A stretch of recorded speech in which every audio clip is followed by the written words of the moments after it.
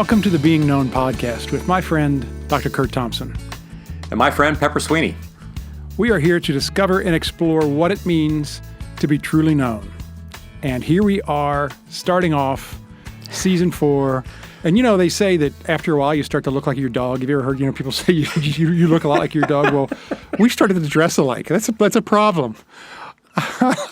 You came on here this morning wearing the exact same shirt as me, which is I think you came on wearing the exact same shirt. Yeah, you're probably right. You are my style icon. Okay.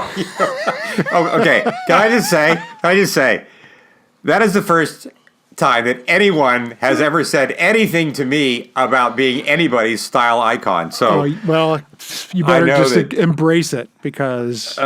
Gosh. You got it going on. Kurt, style and icon don't ever occur. Those words do not show up in the same sentence. No.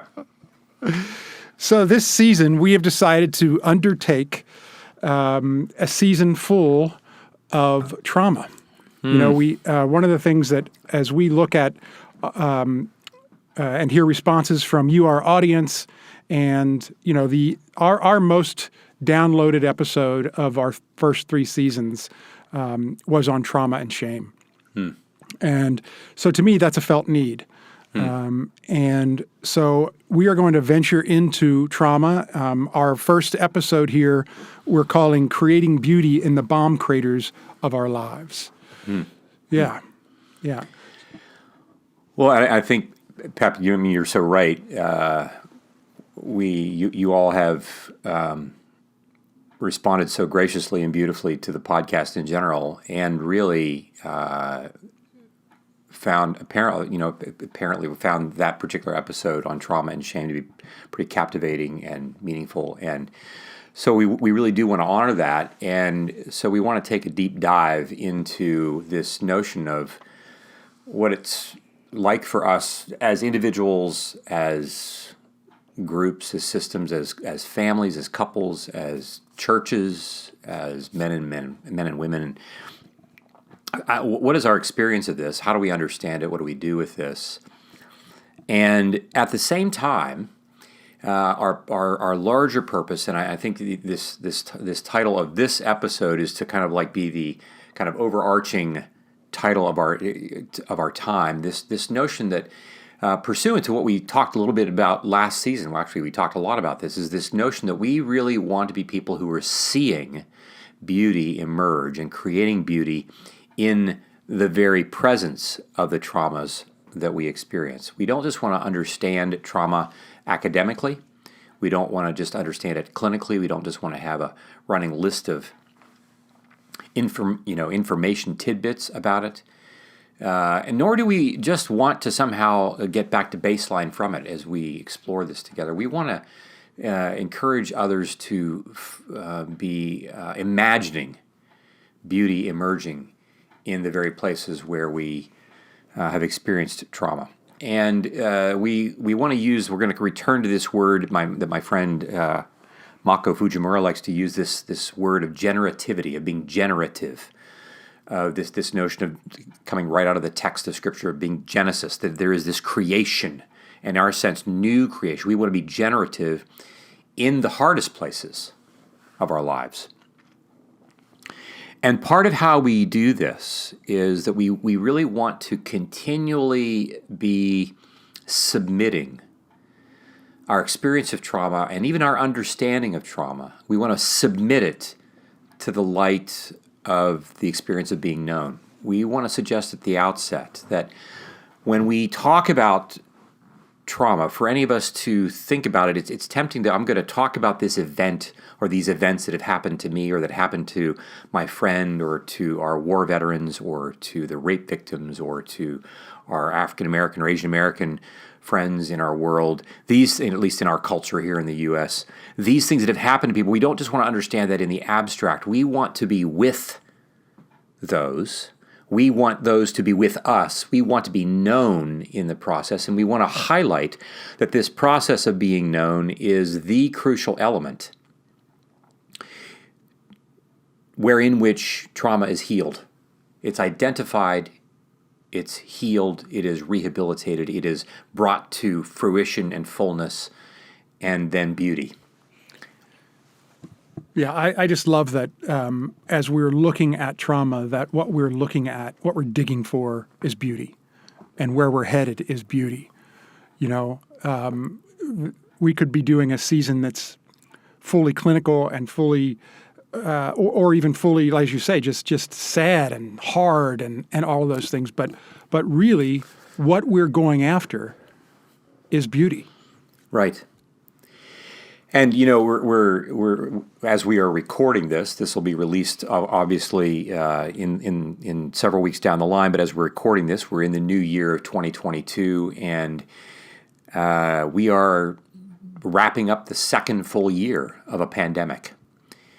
And with each ongoing period of time that the pandemic lasts, it, for instance, in and of itself is a particular trauma that is being layered upon all the other traumas that we have experienced. And so we know that we're, you and our audience, we know that we're having this conversation with people who are in the middle of it. You know, like we're chest deep in it.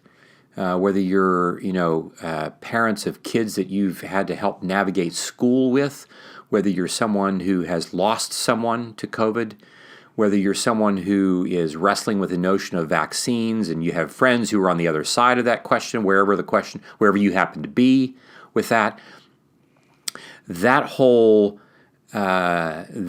experience of a pandemic, as we've often said, is not just creating trauma in and of itself, but it is pulling the curtain back on a lot of other traumas that we've had over the course of our lives that we've kind of covered over, we layered over, we've effectively coped with. And now the pandemic is kind of doing this two-step action on us, both causing things and revealing things at the same time, and really not showing us much mercy in the process of that. And it's not easy to imagine beauty emerging in the course of a pandemic. And for those of us that are listening, whose lives are being really deeply affected in this time, we want you to know that this season on trauma is for you. And we want to do this together with you. We don't want to be talking at you. We want to do this together with you. We want to hear from you. We want to share in your pain. We want to be present with you, because this process of being known, we really do believe, is important. Again, not just because to be known is to help me feel better, but to be known enables me to be generative, enables me to create beauty in the places that we often least expect to find it. Yeah. One of the things that we also want to pay attention to in this season is there is going to be a highlighted text from the Christian scriptures that we're going to use, and it comes from the Gospel of John. It's John 16, chapter 16, the 33rd verse, where Jesus says to his disciples, "These things I have spoken to you, so that in me you may have peace.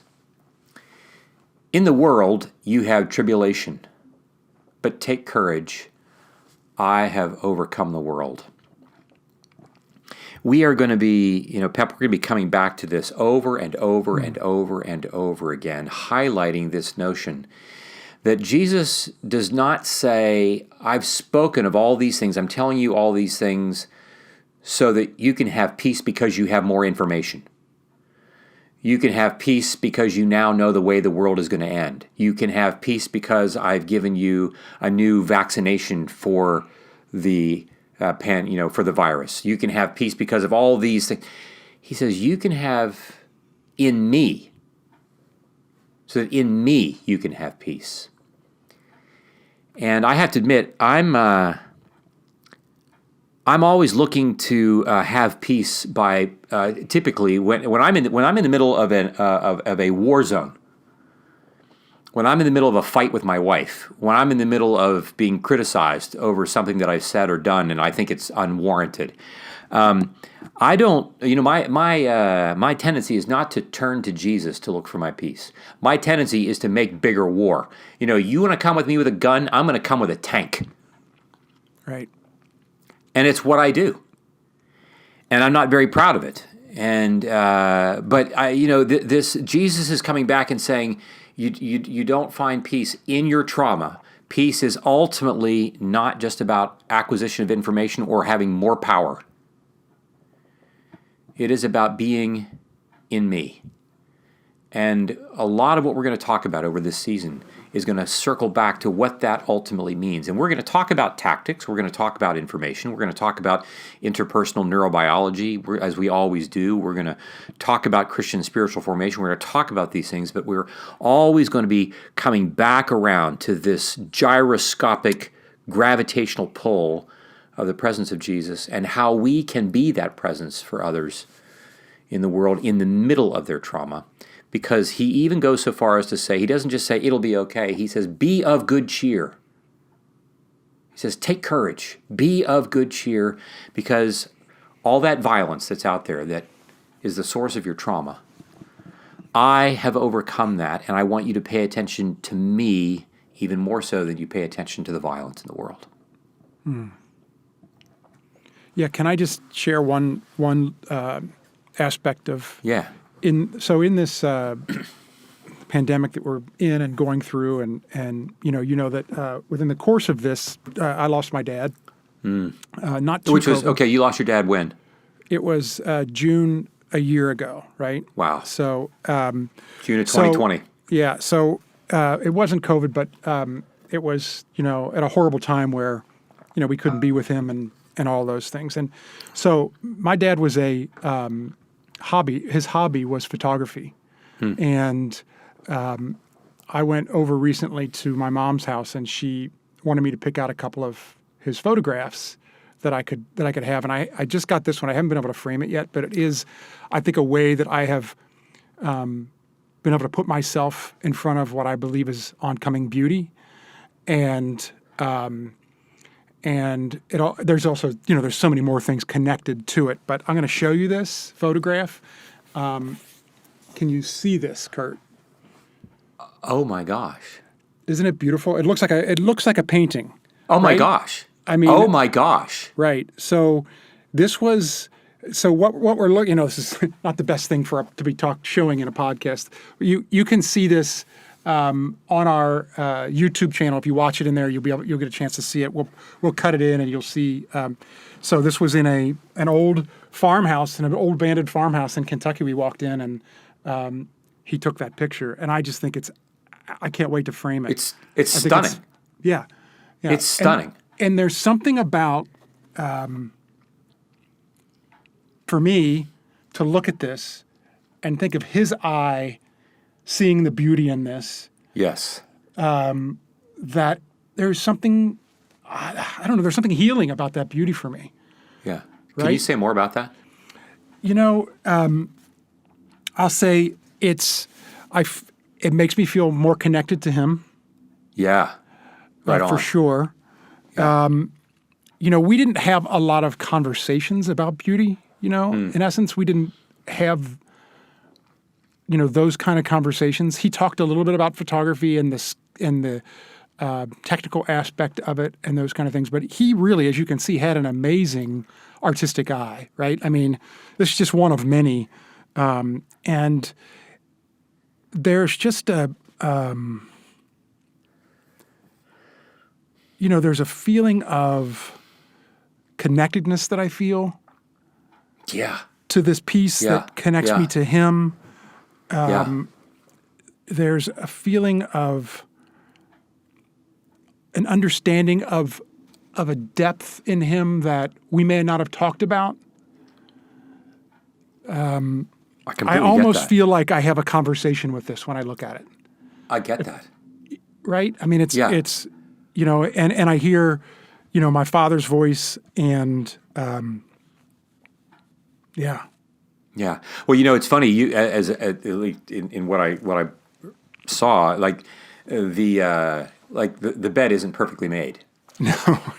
right? It looks like somebody has like, that whatever they got out of the bed and they whatever was left, they just threw the covers up there and there they were. There's a certain, like the quote unquote imperfection of the way the bed is made is what brings texture and like draws my eye right to it. Otherwise, it's just a bed. I don't notice things. But like it's my eye is drawn to it, and the color and the shading and the contrast of the lines and the light, and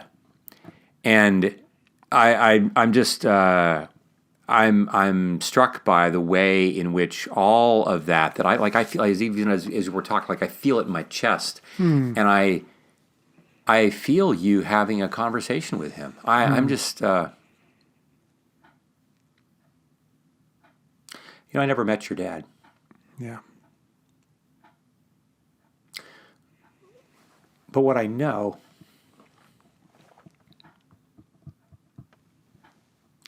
is that your dad is the reason you're here. Yep. And for that reason alone, I love your dad. And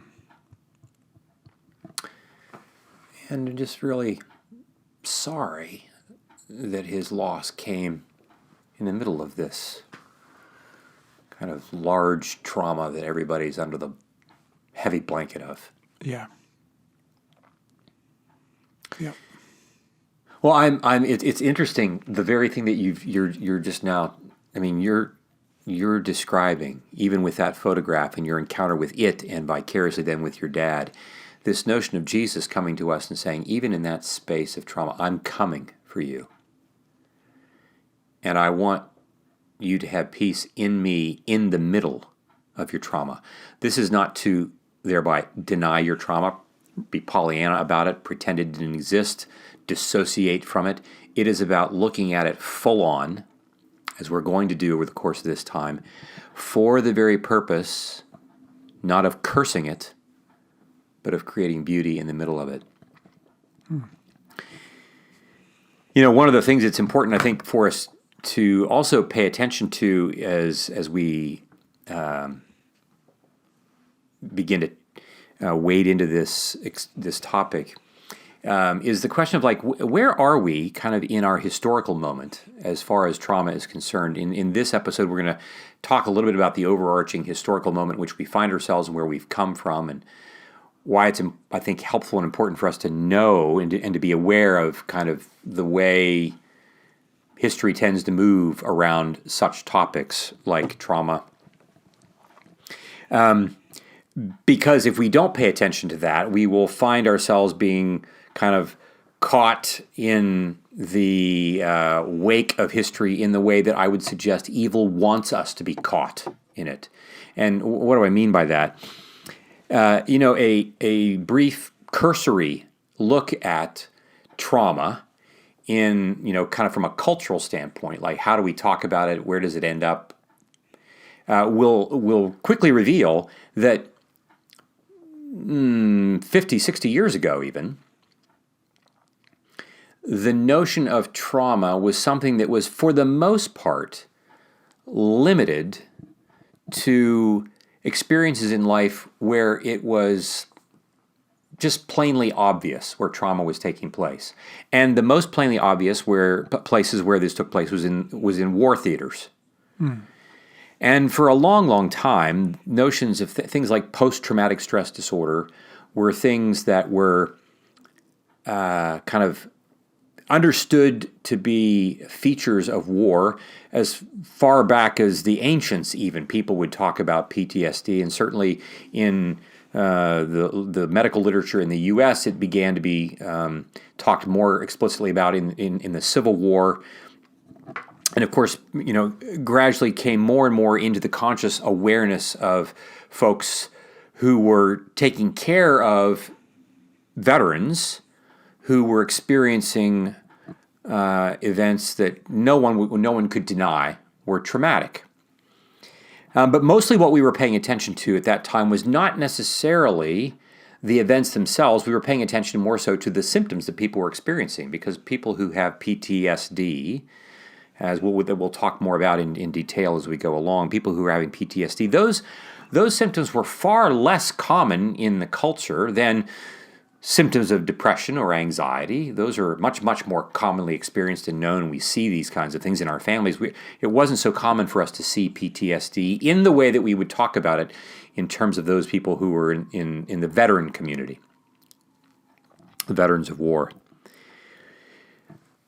But over the course of the last 50 to 60 years, there has been a growing extension and awareness that the violence that we experience in war, fundamentally in terms of how it affects our neurobiological states of mind and the way it affects us interpersonally and the way it affects our bodies, has become something that we're increasingly aware of, such that even in the clinical community, we have started to extend the language of trauma out beyond those who have been in war theaters to others.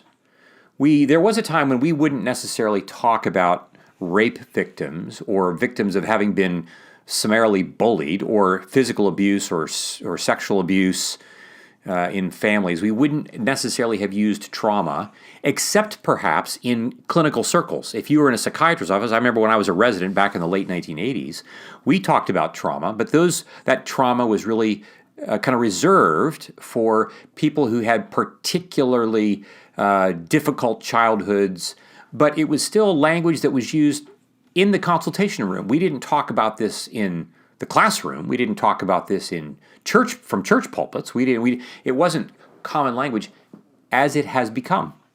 Right. But over the course of the last 50 to 60 years, the language and the awareness of trauma and the fact that trauma as an act of violence over and against which we can't have agency to stop or to regulate, we come to discover that primary feature that we'll talk more about next week when we talk about definitions and in our next episode. It is now something we become aware of in many, many more common areas of life. And so we have, over the last 50 to 60 years, traveled a great distance in terms of the notion of trauma and what it means moving out of this isolated place of war scenarios into the kitchen and into the classroom and onto the football field and into churches and so forth and so on. And so we are paying greater and greater attention to the pain of our lives, which is really helpful and important because we are now acknowledging that trauma happens in a lot of places where 50 years ago we wouldn't even have been aware of it or thought to think of it in those terms.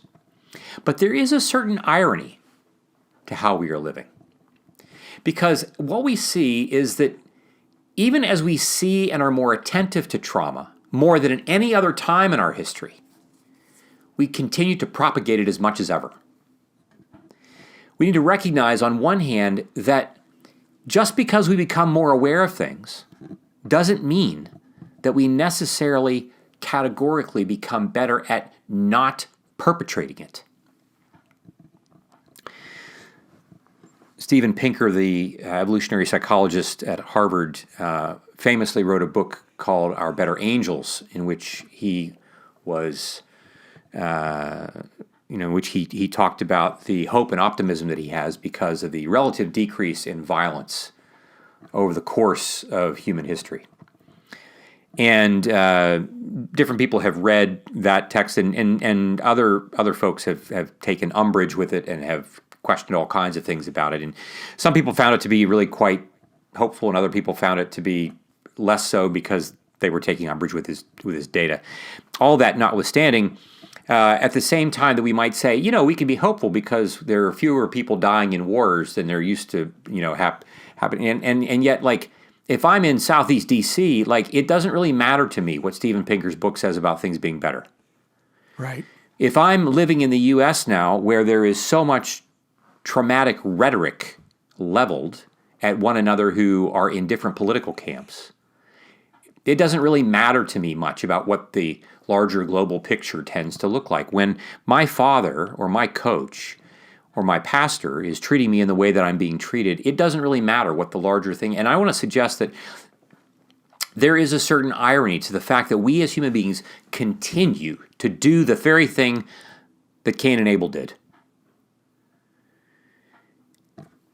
And for those of our listeners who are aware of this, we want you to know that as much as there is a greater awareness of and acknowledgement of it, we also want to say to you, we also see that it's still hard. We also see that this is a world in which tribulation continues to occur, just as Jesus said that it would. Jesus did not say, therefore, in this world, tribulation will eventually go quietly into the night. No. In this world, you're going to have it. But with me, you're going to have beauty, even in the face of tribulation. And so then the other thing that we have to pay attention to, as with so many things, what was first foreign or rare to us, when we didn't really talk about trauma, because of how we didn't understand it, or perhaps even because of how painful it was, then it gets drawn to our attention, becoming increasingly noticeable to us. And then it even will tilt into becoming fashionable. We move from trauma being limited to the war theater to now, trauma happens anytime, Ohio State loses. Which is not very often. To some of us. It's not very often, right. I mean, in that case, like, it'd be traumatic for Michigan, for a long time. Yes. But I mean, we have to be careful in recognizing that we can so frequently talk about it that it then becomes minimized.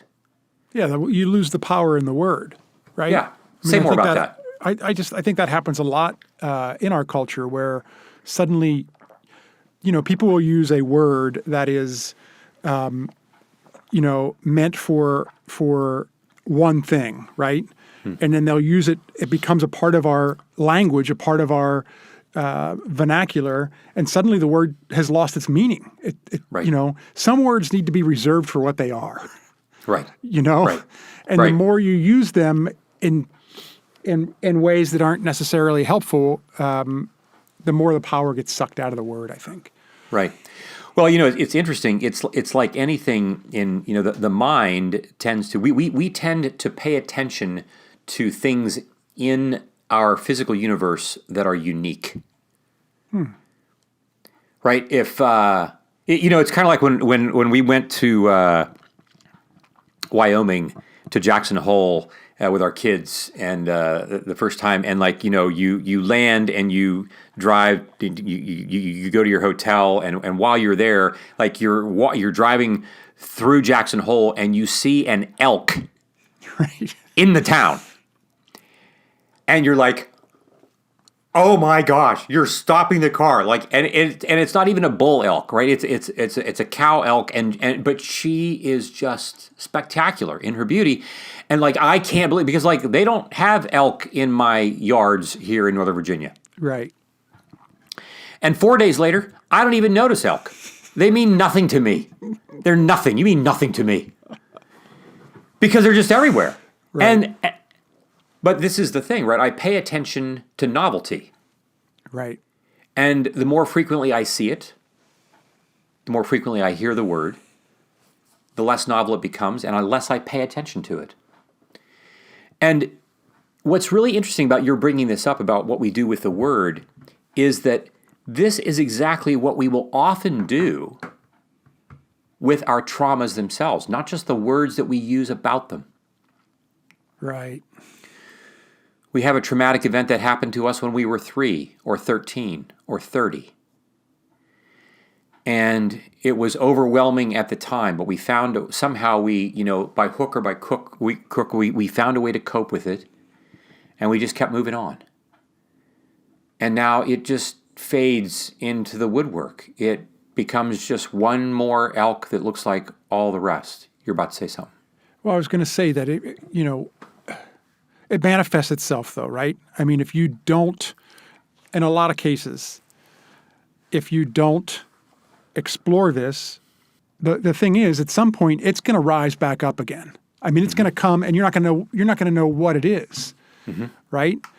And so So what do we do for all of those people who have symptoms and don't know what the cause is of those symptoms? You know, what do we do for them? Like, how do we, and you know, quite frankly, there's a lot of people, I've known people in my own life who have shared with me about their traumas, but they've never dealt with them and they have no intention of ever dealing with them. Right. And then you wonder why, you know, they've been banned from the local restaurant or you know, that kind of thing, because it's going to come up. Right. Yeah. Right. Well, I think, you know, one thing, this again for our listeners, I think we want you to know that this season is going to be a season of hope. This is not a season of fear. This is not a season of pessimism or despair. This is intended to be a season of hope. Yeah. But as we will explore, hope is something that must be manufactured in the presence of trauma. Hope is not just something that happens because everything is going well. In fact, real durable hope is actually manufactured in the very presence of hardship, in the presence of tribulation. But what's crucial about it is that it is not manufactured. The way we are able to, and the reason we're able to manufacture it is because we are doing it collaboratively with others. It is in the process of being known that our hope is manufactured. And part of what trauma does, as we'll learn, is that it doesn't just shatter us, but it shatters my capacity to have any sense that anybody is going to be able to help me with it. And so I only perceive that I'm on my own in having to deal with it. And so when I put it away, I dissociate from it, and then, you know, I get thrown out of the restaurant, I don't perceive that there could be somebody else who will want to be with me in the healing of this. I'm still on my own. And so I only have myself to depend upon that has been shattered. And so it just becomes this, you know, snowball effect in a really negative, you know, kind of way. And this, of course, is what we might say that evil has this chameleon style. This part of our conversation was really all along this notion of, you know, trauma was once we hid from it, and then it became something that is so common, like words, that it becomes nothing to us. And this is what evil depends upon. Evil is depending upon us not naming what is true. It wants to do whatever it can to hide our trauma from us and from each other. And dependent on us minimizing our own trauma. Exactly. Right. Exactly. That's exactly right. And so we want to make sure that we are recognizing that over the arc of this season, that we're going to continue to come back and remind us that evil will want to be right alongside us in this season. And it will want to tell us one of two things. It will say, your trauma is too big. It's too big for you to explore. Or it will want to say, your trauma is nothing. It doesn't need to be explored. It wants us to live on one of those two binary extremes. It wants us to be, but in either way, it wants us to get rid of it. Where Jesus is saying, no, I want you to find me right in the middle of it. And I want you to watch me looking at you while I create beauty in the middle of what is going to be, what feels like, what is a real traumatic situation. You're not making it up. It's real, and I want you to start to pay more and more attention to me while we are together in the middle of it. Over the course of our time this season, we want to continually return to framing our topic then in the light of the hope of Jesus. And one of the texts that we talk about with this is when Jesus is talking to Pilate before his crucifixion, and Pilate says, so you're a king. And Jesus says, so you say. He says, well, what about your kingdom? And he says, my kingdom is not of this world. Because if it were, my followers would pick up arms. And in fact, one of them did. Peter, going to whack off the ear of the high priest servant. But Jesus is saying that he has a different kingdom of healing and recommissioning that is here and that is coming. And we are going to continually also then be reminded that his kingdom is not of the world that we typically see, the world of violence. I was saying earlier, like I'm a man of violence. When I am hurt, when I'm wounded, I don't want to respond by looking at Jesus. I want to respond by, I see the look I in your can totally relate to Peter. If somebody's going after one of my friends, I want to chop some ears. Right. Right. Really. That's what rises up in me. If you're going after my wife, my kids, my friends, Yeah. Yes. Yeah. Yeah. Don't. Right. I want to say bad words. Yeah. My Quaker grandmother would be turning over in her grave, so I won't. I'll say them when we go off the air. Yeah. So this is the hope that we have for our time in the course of this season. So real quickly, we want to just run through kind of what our plan for some of the topics that we're going to cover. In our next episode, we're going to look at more deeply at the definition of trauma and how that shows up in all of our lives. We're going to look then at trauma and the mind. What do we mean by, again, we'll review what do we mean by the mind and how does trauma affect that? How does trauma affect the body in particular? That's going to be an episode. How does trauma, as part of the body, how does trauma especially affect the brain? What about trauma and the brain itself? We're going to look at an episode on how trauma wields shame in particular, how shame plays a particular role in it. We're going to take a look at a thing called the polyvagal theory. Now, that's all fancy schmancy terms, but that's going to be important for us to have a better understanding of how our autonomic nervous system plays a role in our development and what trauma does to that, but how knowing more about that can come to our aid. We're going to look at sexual trauma in particular because there is a way in which sexual trauma, like nothing else, does things to us that nothing else does. We're going to explore family and generational trauma, where we'll pay a lot of attention to neuroplastic change. We're going to pay attention to trauma in the church. We are going to look at the power of presence. What do we mean by being present with others and all that entails in the healing of trauma? And then ultimately, we're going to look at what does it mean for us to imagine, again, creating wholeness or coming into states of integration in the wake of trauma, remembering that this all of these different episodes that we're going to look at are going to be against the backdrop of what does it mean for us to be agents of beauty and goodness, even in the face of really difficult things. And with that in mind, what I really want to give us as an idea now is an exercise is for us to this would be your exercise for this episode. It's a writing exercise. It's not complicated. As you've listened to this, you may find yourself feeling one of a couple of things or across a spectrum. On one end of the spectrum, you might find yourself feeling expectant and hopeful. I'm really looking forward to hearing more about these things and being with Pepper and Kurt as they talk about this stuff. And I'm looking forward, and I would like for you to list what are the things that are coming to mind that you are hopeful about as, in particular, it relates to experiences in your own life where you've experienced trauma. In this sense, beginning to name some things that you have experienced that are traumatic, or in particular, people that you're really close to who've experienced trauma and whose trauma affects your life.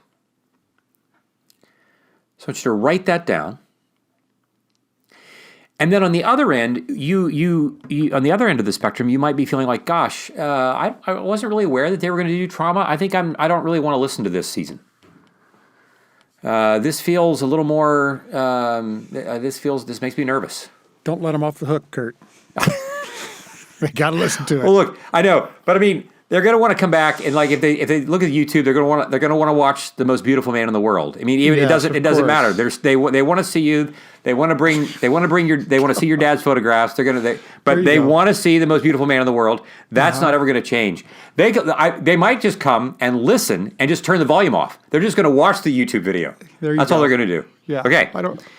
Yeah, I know. I know. I've talked to people. I've talked to people. They just like, Kurt, just give me more pep. Give me more pep. And I don't mean vim and vigor. I mean just pep. Land the More plane, pep. my friend. So this might be a little trickier, but I would like for you to write out what are some moments in your life, what are some stories in your life in which you wonder about, which you suspect that trauma is laying in wait. It's been hidden. What are the places that you long for? And even along with that, if you're finding yourself being anxious or even a little fearful about that, I would love for you to write out, what am I afraid would happen if I were to put my hand on that? If I were to open that door and look into that room of that memory or that series of memories or that part of my life or this thing in my life. It could be my life with my kids or my life with my parents, life with my spouse. It could be life in my work. It could be anything. Life in my church. Life with God. What are the things what am I afraid might happen if I open the door and look into the room where that trauma exists? So we can write in one of these two different realms along the spectrum of what it is that we're hoping for or what is it that we're afraid of. And then the last part of this exercise is, how do you sense the Holy Spirit? How do you sense the Holy Trinity really coming to you and saying, keep watching. I'm going to bring beauty in ways that you can't yet see, but keep watching. How would you imagine, how do you long for Jesus to bring beauty in any and all of this? Great. Hey, follow us on the socials so that you can have these applications delivered to your device. Please rate us wherever you listen to your podcast, because that's going to help us to get the word out about this podcast. And we want more and more people to be exposed to this material. So thank you in advance for your reviews and your ratings and your subscribing to the podcast as well. Right Kurt, on. great first start. I'm looking forward to this season. Right on, man. And all the beauty that we're going to learn about through trauma. Right on. Love you, man. Love you. You Good too. to be with you. Thanks. Yep.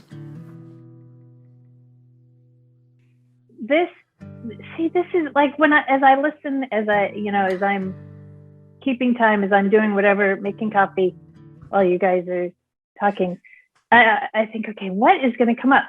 So this, like, the idea of telling our stories, it permeates everything, right? Mm.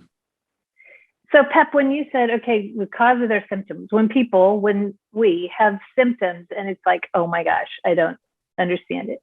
And I've talked before about when I would get so hijacked by something and unable to figure any of it out or understand any of it. Mm-hmm. So there's that, like, what are the causes of the symptoms? And then the novelty, like, we pay attention to novelty, but then if we are so familiar with the traumatic situation, then it diminishes it. We don't even recognize it for the trauma it is. Right. So then I think, okay, in our telling of our stories, then we recognize the trauma, because we're just telling our stories, not just that it's not a big thing, but we can tell our stories, right? So, and then we see the trauma. And then, like, the novelty part, if we've, like, don't even pay attention and see it for trauma, then somebody else gasps when we say something and we're like, why did you gasp? And it's because they're like, are you kidding?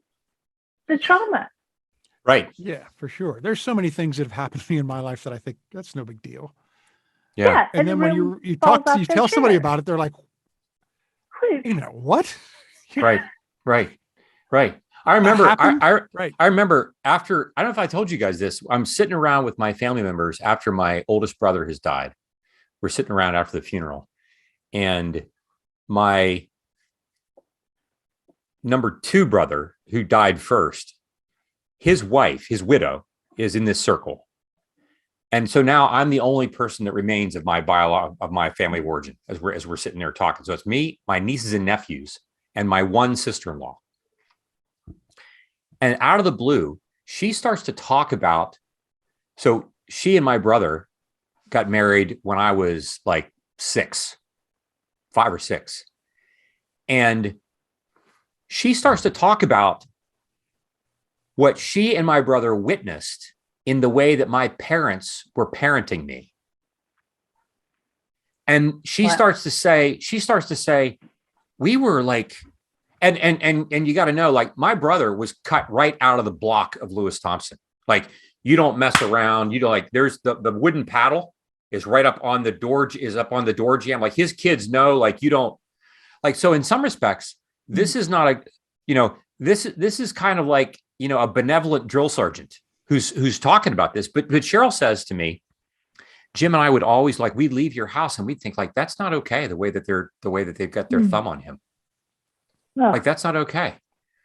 Now, my parents, like, there was no abuse. They weren't mean. They weren't harsh, but this sense of, like, kind of clamps down. You don't do this. You don't do this. You don't do that. Like, it was a pretty narrow, like, lane that I was in, and I got a pretty compliant temperament. So I'm not going to give anybody any trouble. But I remember her saying this and having this, like, wave, like, physically, like, oh my gosh, somebody is naming something that I had been feeling for 50 years. Mm-hmm. And there was this felt sense of recognition and like and relief that was immediately followed by, why the heck did you not do something? Like, where were you? Like, why am I hearing it when I'm like 56 years old? Right. Yeah, you saw it happening. Hello. That whole sense of, like, you're just walking around trying to, like, thinking, like, no, this is just life. This is just life. This is just life, until somebody else, like, just like you're saying, Aim, somebody else names your trauma. Mm-hmm. And yeah. That well, and naming the trauma, and on seeing the novelty, Kurt, when you were talking about the moose. Oh, the elk. Yeah. Yeah. I grew up in Northern California, and a friend of mine that lived in Southern California came up to visit. And she goes to the bathroom and she comes out and she's like, oh my gosh. And I'm like, what could have happened in the bathroom? And she's like, there are cows outside. And I'm like, yes, there are cows. And she just, like, just couldn't believe it. And so for me, I took the cows for granted. So there's this one, recognizing that, oh, I'm used to it. And you pointed it out to me. And it's also the beauty side of it, that I become so used to cows that I never walk out of the bathroom and think, oh my gosh, there's a cow. So yeah. Which is even, like, it's interesting. Like, for me, like, it's even more that, like, that example is even more striking than the elk in some respects, because the elk would be that much less common. Cows are far more common for many people. And yet, because they're that much more common, it's even easier for us to just, like, what's beautiful about a cow? Yeah. What's Well, Jenny saw the beauty. Yeah. Right. It's like, Yeah. oh, if Jenny sees beauty in a cow, then it has to be there. Yeah. Yeah. And then it's just like, start with telling our stories, because it'll all come out. Yeah. Yeah. Yeah. So how'd it feel? The recording? The episode. Yeah. Great. Okay. I mean, like, the idea that again, it's trauma is hard. The idea of thinking about it can be overwhelming and scary, but then it's creating beauty. Okay. And then Pep, and then I know we got to roll, but I mean, we are rolling, we got to go. When you talked about your dad and he liked photography, and in all of our trauma and in all of our whatever, we can create beauty, and he created beauty, but then it was like leaving it for you. Like Right. he created beauty, and Oh, yeah. it's, yeah, he didn't create it. We don't create beauty for the purpose of somebody else experiencing it. We just, but then it's, you know what I mean? Yeah, gosh, that's it. We really want to, can I just say, I'm going to try to remember this, but we really want to tag that notion. We'll come back to this when we talk about family and generational trauma, but like, I really want to tag this notion that we don't ever heal our own trauma for ourselves. Mm-hmm. It is always something that we will be in the process of healing that will necessarily have downstream implications. Mm-hmm. Yeah. I got to tell you too, Pep, in given what you've ever, however you've ever talked about your dad, I was completely unaware that he was a photographer. And his, like, that's an amazing photograph. Yeah. It's a gorgeous photograph. And I think I was just so delightfully surprised at meeting the part of your dad that was artistic. Yeah. So when he was he just had a high school education, and then the Korean War was going on and he was going to get drafted.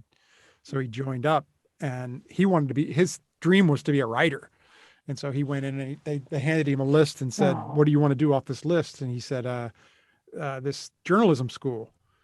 And the guy laughed at him and said, "No, you're not going to do that. You should be an electrician." Oh. So he went on to be an electrician, but he found a way to express his artistic side through photography. And the amount of photographs, I have slides, I have like crates of slides in here that he's taken. And he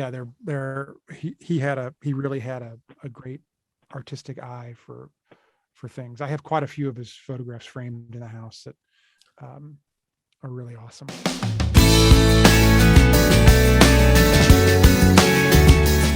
This podcast is produced by Kurt Thompson, Pepper Sweeney, and myself, Amy Chella.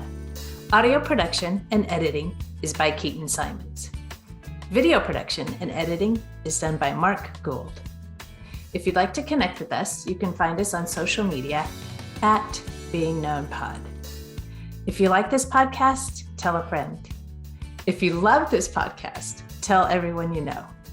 And please like, rate, and review wherever you listen. Be well, be known.